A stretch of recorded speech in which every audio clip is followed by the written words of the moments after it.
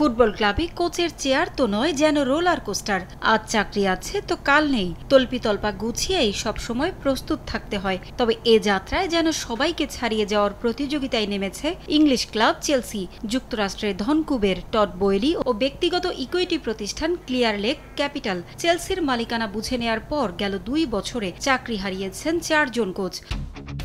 Thomas Tuchel, Frank Lampard ও Graham পটারের পর এবার কপাল পুরল পচেত্তিনোর। টড বয়েলি ও ব্যক্তিগত ইকুইটি প্রতিষ্ঠান ক্লিয়ার লেক ক্যাপিটালের মালিকানায় মাত্র 2 বছরের মধ্যে নতুন ফুটবলার কেনায় 100 কোটি পাউন্ডেরও বেশি খরচ করেছে চেলসি। বেশিরভাগ অর্থ খরচ হয়েছে উঠতি তরুণ ফুটবলারদের পেছনে। তবে চাওয়ার সঙ্গে হয়নি প্রাপ্তির মেলবন্ধন। লিগের শুরুতে তরুণদের নিয়ে প্রত্যাশিত সাফল্য পাননি পচেত্তিনো। ইংলিশ প্রিমিয়ার লিগে 6ষ্ঠ স্থান নিয়ে এবার মৌসুম শেষ করেছে চেলসি। যদিও ইপিএলে নিজেদের সবশেষ 5 ম্যাচেই জিতেছে তারা, তবে চ্যাম্পিয়ন্স লিগে জায়গা হয়নি, জেতা হয়নি একটি ট্রফিও। যে ব্রাইট লক টেকনোলজি সাধারণ পাউডারের তুলনায় দেয় দ্বিগুণ উজ্জ্বলতা, রিন অ্যাডভান্সড দেয় দ্বিগুণ উজ্জ্বলতা। লিগ কাপ ফাইনালে লিভারপুলের কাছে 1-0 গোলে হেরে বিদায় নেয় চেলসি। এফএ কাপ সেমিফাইনালে একই ব্যবধানে হেরে যায় ম্যানচেস্টার সিটির কাছে।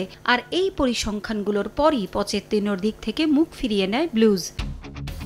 52 বছর বয়সী পচেত্তিনো গেল বছর জুলাইয়ে 2 বছর মেয়াদে চেলসির কোচের দায়িত্ব নিয়েছিলেন। 2022-23 মৌসুমে 12তম স্থান নিয়ে লিগ শেষ করা ক্লাবটাকে পথে ফেরানোর দায়িত্ব নিয়েছিলেন এই আর্জেন্টাইন। কিন্তু মেয়াদ শেষের আগেই পথ হারালেন তিনি নিজেই। আর্জেন্টাইন কোচের কপালটাও খুব একটা ভালো না।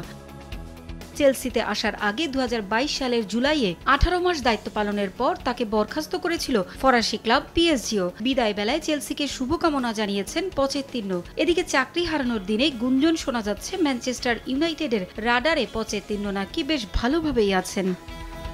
পারভিন আক্তার, সময় সংবাদ।